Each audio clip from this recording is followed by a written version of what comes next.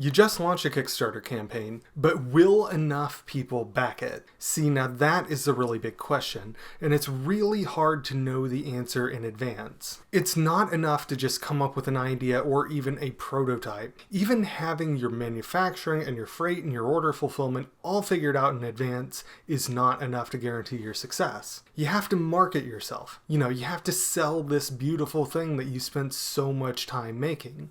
And that's why I've brought on George Lam from YG Crowdfunding. We're going to talk about how you can do that. He used to work at Kickstarter, and then right before the pandemic, he started up his own consulting firm. Now he and his staff help creators tackle the problem that I just described on a regular basis. And we're going to cut to that interview in just a minute. But real quick, my name is Brandon. This video is brought to you by Fulfillrite. We ship orders for e-commerce and indeed crowdfunding. Link below for more details. The quotes are always free. Now, one last quick note, we edited this one with a light touch so that we can keep it kind of lo-fi and honest, just like two professionals on a Zoom call. Yeah, anyway, we can jump into this thing whenever you're ready. Thank you for taking the time for this. I really appreciate it. Fulfillrite really appreciates it too. Yeah, thanks for having me. Yeah, absolutely. So I think we should just start with the natural first question.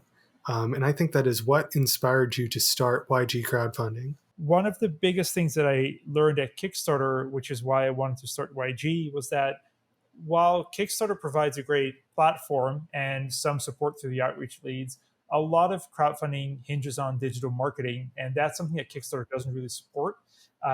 So I just wanted to start a marketing agency for creators to kind of fill that gap that Kickstarter leaves in that space. Mm.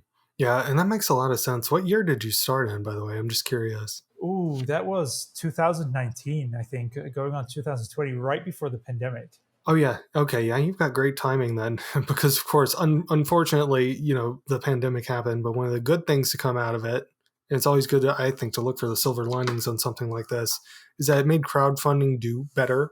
And that's nice because it's a good model.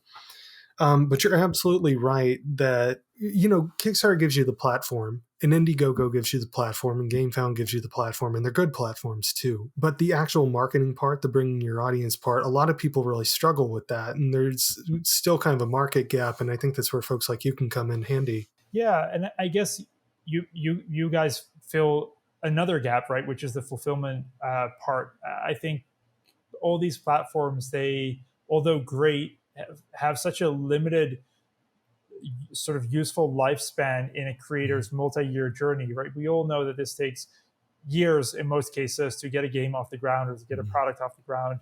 And then your Kickstarter campaign or your GameFound campaign is 31 days. But there is a lot of things that happen outside those 31 days, right? And so we, I think, as an agent, as a marketing agency, kind of fill the gap before those 31 days. And then I think you guys as a fulfillment partner do this section after that. And I think that's very good also for creators to realize that even though you see like 31 days, that little counter, there are a lot more days involved than just 31. Yeah, if you just take like games for an example, because board games are big on Kickstarter, and because I personally have some experience in this area, it's like 12-month development cycle before. Oh gosh, for board games, it can be more. Really, it depends on your playtesting. But for any kind of product, like roughly 12 months or more before that. Then you've got your 1 month of crowdfunding. That's it. Product development, marketing comes before that. Then you got your month of crowdfunding.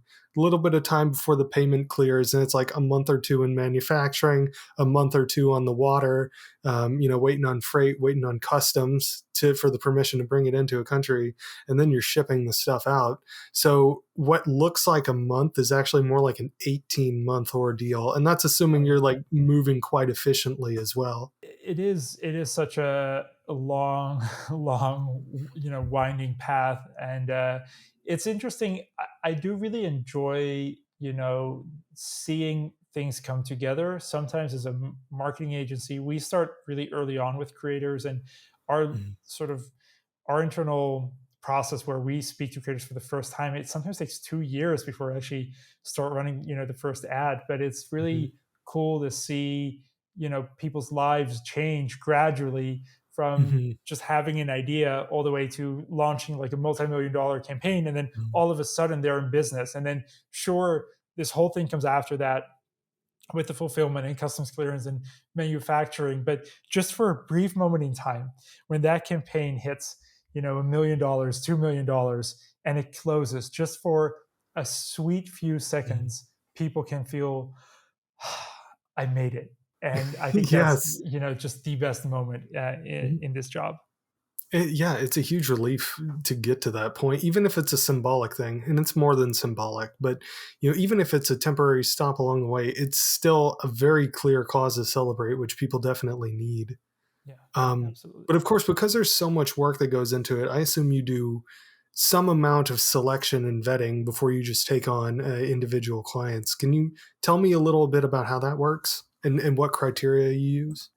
Yeah, for sure. I think there's tangible and intangible criteria. So the Mhm. tangible criteria are how much do you want to raise, and then how much marketing budget do you have. And unfortunately, those two are correlated in a lot of cases. You simply Mhm. need money to raise money. I think gone are the days where you could just start a Kickstarter campaign, post organically on Facebook, and magically raise $1 million. That used to Mhm. be 10 years ago. Today, you need to invest in marketing, sending your samples out to influencers. It all costs money. So we need to make sure that you have the funds to support your vision. If you want to raise $1 million, we're going to need you to have, say, 10% of that as a marketing budget in most Mhm. cases. So that's where we do our initial vetting, just to make sure that people have the funds to support their vision. And the other intangible part is mostly around, is it a great game or is it a great product?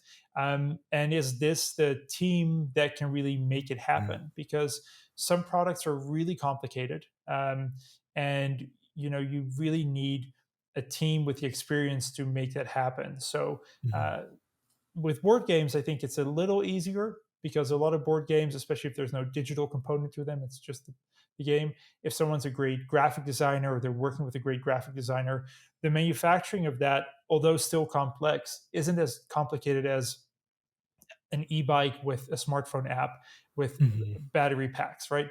Uh, Board games have a simplicity to their manufacturing that hardware doesn't always have. So we're always kind of looking for, does this team have the skills to back up the vision? Mhm. And I think that's reasonable because what you're looking for, it sounds like, is you want to make sure that the team actually has the expertise to credibly pull off the thing that they're trying to do. Make sure their reach isn't exceeding their grasp, so to speak. And also, you just want to make sure they've got the funds needed to actually generate enough leads to get over the whatever it is they're raising money for. A lot of times it'll be the manufacturing, but for example, if you're like trying to raise 30,000 or something, you're going to want a budget probably of at least several thousand to make sure you can get to that point in the first place. Yeah, absolutely. And also, I think there's a few maybe red flags that we look for and that we try to tell creators as well. In some Hmm. cases, this is not really a red flag, but it's just a general observation, especially with card games, or really lower priced games or products that are like below $20. Typically, it can be very hard to make that profitable through the whole pre launch process. Hmm. So, lead generation that you have to pay for, and then getting conversions, and then launching on day one. So, if your card game, for example, only costs $2,000 to produce the first batch of, uh, we wouldn't really recommend necessarily crowdfunding in all cases. You can also just save up to $2,000, get it made, and then save a little bit for conversion ads and just sell it on your website, or just sell it direct to Hmm. consumer. So that's a thing we try to kind of warn creators for, that crowdfunding may not be the best fit for them if that's the case. And another one is, which is a little bit more harsh, but when people kind of try and tie their finances together in a way that seems unsustainable. So when they say, well, I'll max out 3 credit cards and I can remortgage my home, and my wife doesn't quite know, but I'm sure this game will do really well. Hmm. We really don't want to see people like lose their shirt over their crowdfunding campaign. So again, Hmm. that comes kind of down to the financials. You may have the financials, but we also want to make sure that those financials come from a sustainable source, and people are not going Hmm. to, get really caught up in difficult situations if it doesn't work out for whatever reason. Yeah, and it's good that you got the safeguards there, because I think also this is just like something I've noticed just from working in marketing. If an agency that you work with, and we'll periodically, reach out to this agency, that agency for some job that we can't do in house, if they will actually tell you like the scenarios in which it doesn't make sense to work together, or when it like you're not going to get a return, like that's generally I think a positive sign, just in general Yeah. for vendors. Yeah, that's such a good it's such a good point because I think there's a lot of agencies out there, right? YG is one, but there's many great ones out there. There's also Mhm. many not so great ones out there. So definitely make sure that your agency is kind of real with you in a Mhm. way. Agencies, to your point, that just sweet talk you and ask sort of zero in-depth questions about your background or your situation, that Mhm. is typically not a great sign because yeah, it's you need a certain level of honesty both ways to make sure that you have a good partnership. Mhm. I would agree with that. So anyway, I've been hopping around a little bit on the things I wanted to ask you. I'm sorry if that caught you a little bit off No. guard there. I said, "Oh, I'm going to send you these questions," and then here I go. I hop around on here. I was going to ask you, how'd you get started with this? What was the first campaign you worked on like? Oh man, that's a great question. So we started back in Asia because I was living in China at the time. I was managing Kickstarter Hmm. Asia. So a lot of the projects back then were Chinese creators or Asian creators, a lot in the hardware space. And these are very different from the creators that we have, for example, in the US or in Europe. So Hmm. nowadays, I'm based in South America. I'm based in Brazil, and Hmm. after COVID, a lot of things shifted. But a lot of our creators back then were these typical Chinese creators that either already have a factory or have an existing brand or often are Hmm. already doing really well in China with something and they want to expand into overseas markets. Hmm. So I think especially in the hardware category, if you look at Kickstarter, you'll see a lot of campaigns from China, from Asia, which seem really well funded and really well put together because these are typically existing brands that just want to go overseas. So those were our Hmm. original creators. But these days we have creators from all over the world in all shapes and sizes. That had reminded me. I had also wanted to ask you what some common challenges that founders face when they're launching campaigns are. What do you typically see people run up against? I think common challenges that founders run up against. I'll tell you a mistake that I see a lot of founders and creators make that I think is easy to avoid. It's you may think you have a great game or you may think you have a great product, but you thinking that is not enough. You need to make sure that other people think that as well. And I think a big mistake that a lot of people make is waiting too long before testing this idea and putting it out there. Hmm. Because even if you have a good game and even if you have a game that other people like, it needs to resonate well through digital marketing if you want to Hmm. reach people at scale. So one of the most important things that we always recommend founders do is start a super simple landing page that Hmm. is just bare bones. You can design this in Canva. We have an internal tool for it. Just put it out there, put $500 in ad budget towards running ads towards that landing page and see how that performs. Hmm. When we guide creators in this process, we'll give some guidance. We want to see their cost per lead $5 or below just in this testing phase. $2.50 is ideal. Anything below that is even better, Hmm. and just get it out there in a very early stage. Get some data, get some feedback, get some comments on your Facebook or Instagram posts just to see how it performs. Because if you wait and you perfect and you perfect and you work on a website and you work on another version of your website but no one's actually seen it, you don't necessarily know if you're on the right path, uh, even if you feel like it's perfect. So that is, I think, a common mistake I see a lot of creators make, is not testing early enough and just not being lean enough in that Hmm. process. Yeah, and I think that kind of dovetails into just generally good strategies to follow. Testing early is up there. I think people forget that you can prototype anything. You can prototype Yeah. products. You can prototype services with service pilots. You can do all of this stuff, and putting together a landing page and being forced to, even a simple one, you've got to actually think like, who's this for? What am I selling? All the basic questions, you got to be able to answer them. And the actual exercise of having to do that will immediately clarify your thinking. Oh But yeah. also, yeah, just actually getting it out in front of people and testing it and like running it through an audience. When you get an actual empirical response, I think that it makes a huge difference, because then Yeah. there's no mystery or anything about whether or not people back it, whether or not it'll do well on crowdfunding. If you're actually getting leads, that correlates pretty well to success, I think. Yeah, absolutely. And I think another mistake, which is an easy one to make, is especially in games, there's a lot of conventions, right? There's Spiel in Germany, there's Mhm. PAX Unplugged. So folks will rent a booth, take their game there, ask for feedback there, and Mhm. that feedback can be great. But the problem is that's like face to face feedback, and people can be nice.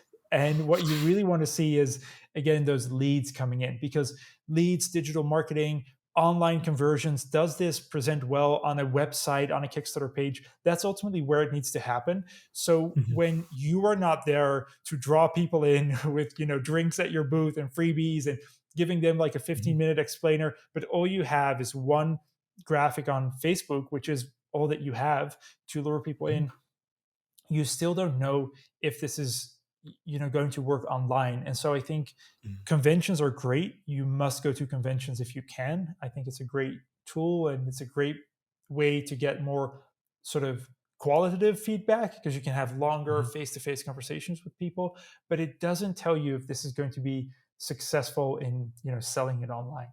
Mhm. I'm right there with you on that. Like, this is especially true in board games. I think it's true everywhere. Is like people will absolutely tell you nice things to your face. They'll give you good feedback. I mean, it's still important to get it. Yeah, They'll have the absolutely. in-depth experience, but there is a pressure to be polite, and there's no pressure online. You get empirical feedback there. It's all CTR and CPC and all that other stuff that you look at in meta meta business suite. That and Exactly. there's no ambiguity to it Nope. really, There's no none niceness, at there's no all. politeness, no, not at all. Exactly. So I think that's a mistake that creators often make, that I see them making, is that, and it's easily avoidable. Just throw up a Mhm. landing page, spin up some ads, and see what happens.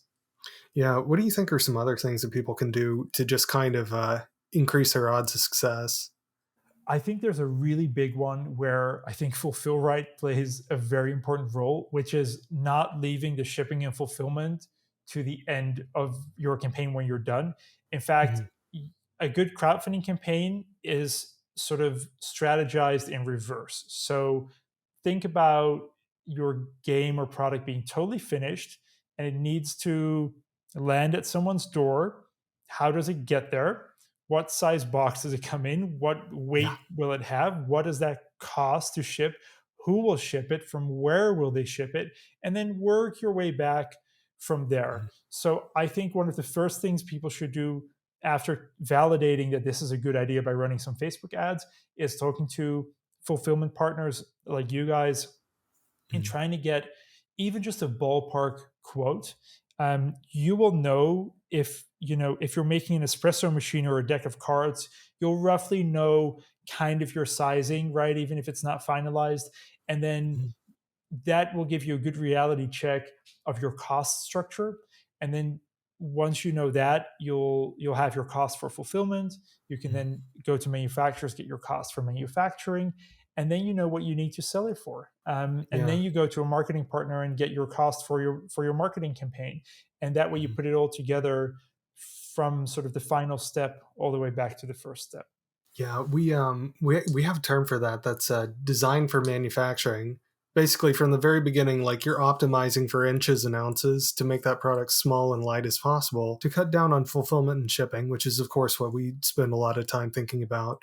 But also, if you can kind of streamline the what you need in manufacturing, big cost saver as well. It's wise to try to generally reach out to fulfillment centers and manufacturers for sure for quotes as early as possible.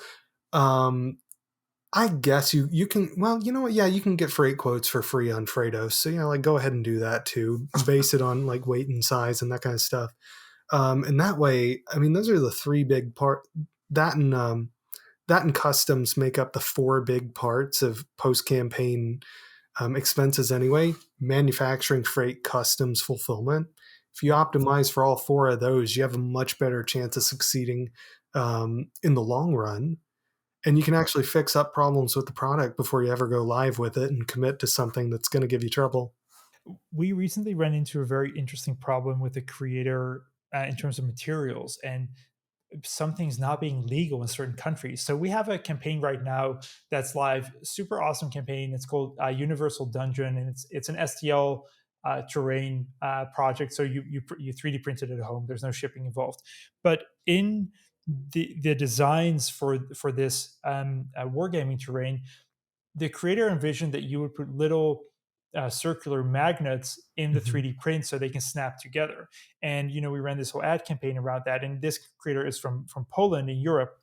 Mhm. And as it turns out, those tiny little magnets that he uses all the time in Poland are illegal in the Uh-oh. US and in the UK. And he found out because people were commenting on his ads saying, "Hey, this looks awesome, but we cannot get those magnets here. Like that's a choking hazard for kids or whatnot."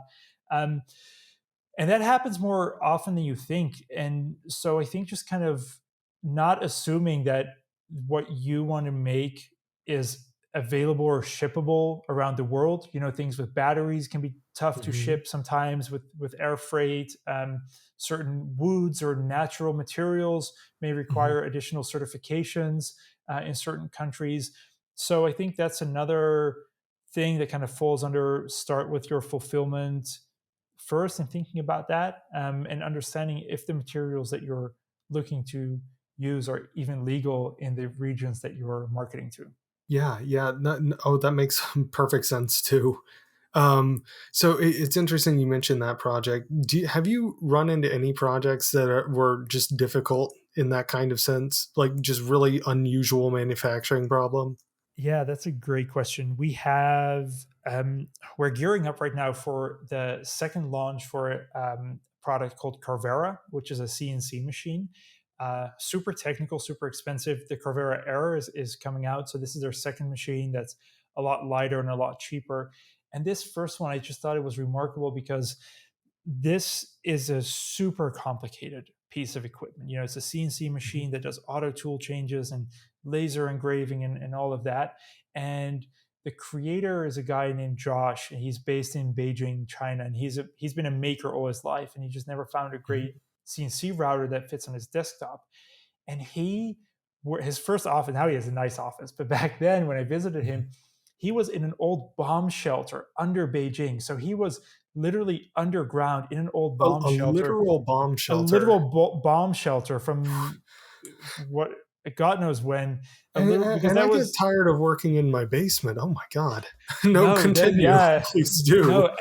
So I just, I came into his workshop and there's parts everywhere and there's things flying around and there's no windows. And, he poured his heart and soul into this. And we ended up raising, I think, $1.7 million for his first campaign. And it was just such an awesome thing that came together because he made such a complicated product. He was so scrappy in his early days, and now it's like doing so well. And I think it's always those things that are memorable where you just kind of see the trajectory of someone's business or someone's life change.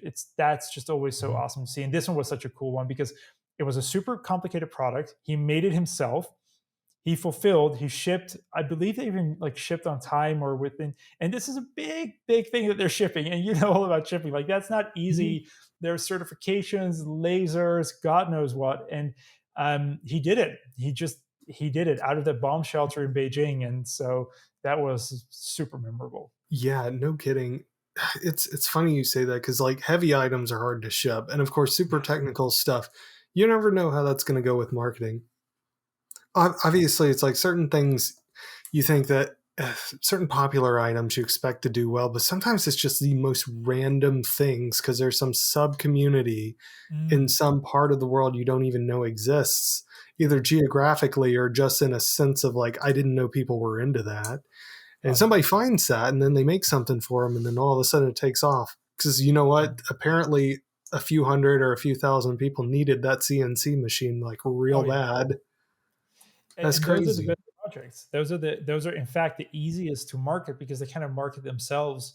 Um, as long as the creator is sort of an authentic member of that community, they just kind of they tend Mhm. to kind of sell themselves if you just pour a little bit of money into marketing and you find the right people, and then word of mouth spreads, and Mhm. yeah, it just becomes actually way easier than general products for like the general population because you just don't really know where to begin, right, with your targeting. Like, yeah, I mean, like a Yeah, spoon. Everyone that uses a makes spoon. sense. Yeah, it's like, okay, I guess we'll target people of all genders, 18 to 65 plus.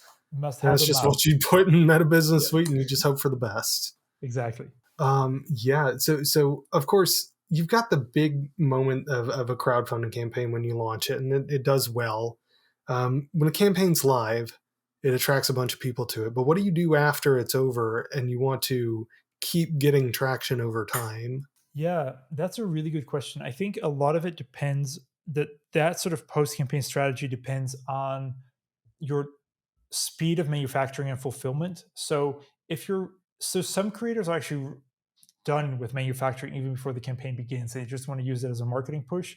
And then those folks typically switch over to e-commerce real fast, their Shopify store, for example. But if they're a little, if they're still some months or even a year out, they might want to do an Indiegogo in-demand campaign to just continue fundraising. Mhm. We have our own platform that we're setting up right now for that, which is called Fanfare, where you can do the same.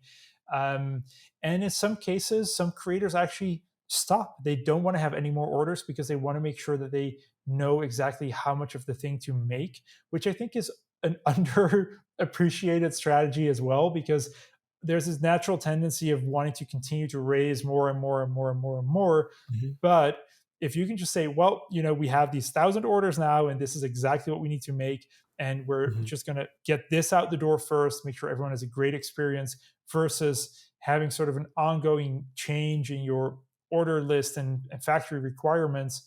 I also think that's a really good strategy. Just say, we're Mhm. stopping here, we're making this, and then we'll come back with a new campaign or with our Yeah, and I e-commerce suppose you site. could always gather those email addresses and just say to people, "We're doing batch one, then we're going to do batch two." Yeah. I suppose there's Yeah. nothing that would stop you from doing that. Yeah, no, that's a great strategy. Just, on your, a lot of folks don't know this, but once your Kickstarter campaign is over, there's a button that appears on your project page that Mhm. you can set up what you wanted to say and what you wanted to link to. So you could, for example, say, just to your point, sign up to know when we have a new batch coming out, and that just leads to a simple lead generation page where folks can leave their email, and then yeah, when the new batch is ready, you just email those people. I think that's perfect. So, a little bit of a different kind of subject. I wanted to ask you about this. So, you've been doing the crowdfunding consulting for, well, since 2019. You had said. Mhm. Now, the world's changed a little bit since then. How do you think crowdfunding has changed, and where do you see it going?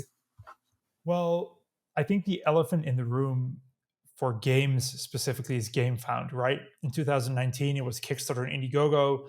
Kickstarter was always the better choice, but Indiegogo did well in hardware, but was never a really big player in games. And then seemingly sort of out of the blue, GameFound popped up and just started taking a lot of market share from Kickstarter. So in terms of games, it has shifted from a one player race to two players. And I think that's good because Mhm. it incentivizes both platforms to come out with more features faster and kind of compete for the business of these creators. And Mhm. competition is healthy in, an economy. So I think it's good, but I also don't think we've seen the last of it. The team at Kickstarter is also very ambitious, and they're not just Mhm. gonna sit by and watch and see how GameFound takes more and more share. So I think we're going to see a lot more features, a lot more innovation coming from the Mhm. platforms.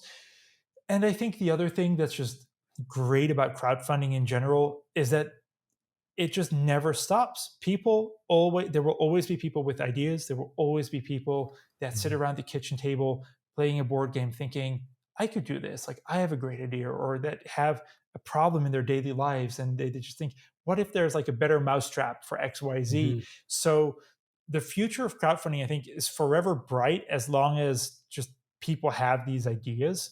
And the ecosystem just seems to continue to grow as well with Mhm. these new platforms and these new features coming out. Yeah, and Kickstarter has been really proactive about getting new features out. I have noticed in particular in the Oh yeah, last couple of years.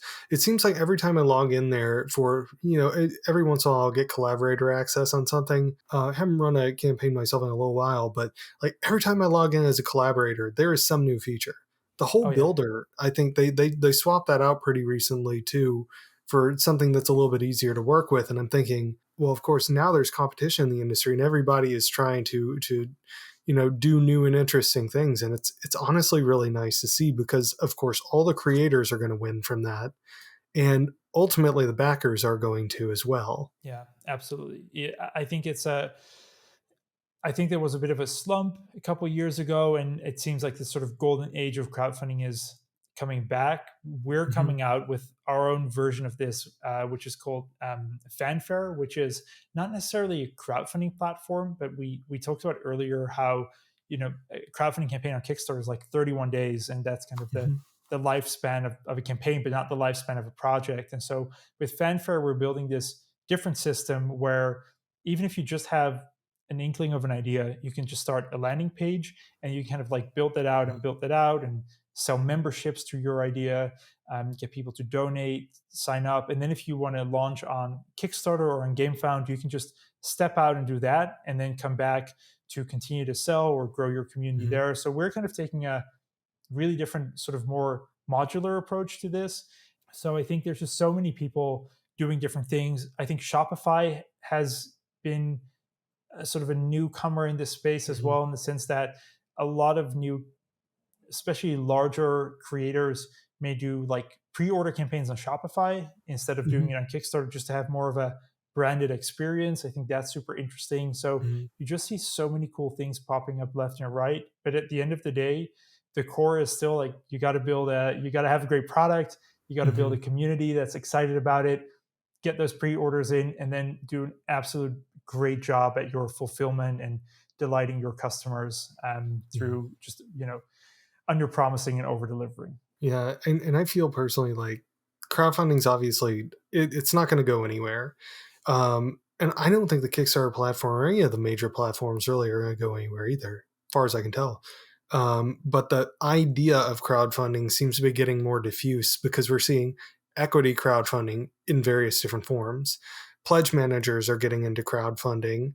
Yeah, You've got white label crowdfunding, yeah, some which I think kind of includes Shopify to some extent, but it's like people want to have their own domain name and they want to send people to their pre-order page, and it's interesting to see the different ways this idea is manifesting because the idea of just getting people to back you early on a new project, that's nothing new. I mean, I went to GameStop in like 2006 and pre-ordered games before they yeah. came out. Like this is not a new thing, right? Not at Um, all. that was a Not enough. shockingly long time ago now, but that's the truth. Yeah, or um, just, I mean, even if in its simplest form, just like a line around the block, right? Like, on mhm, Black Friday, people, or for the new iPhone coming out, like people used to line up for things in physical retail. That's like your mhm, pre-order list, just manifesting on the streets. Like there's absolutely. nothing new about that. Yeah. So yeah, speaking of new, my last big question for you is what's next for YG crowdfunding?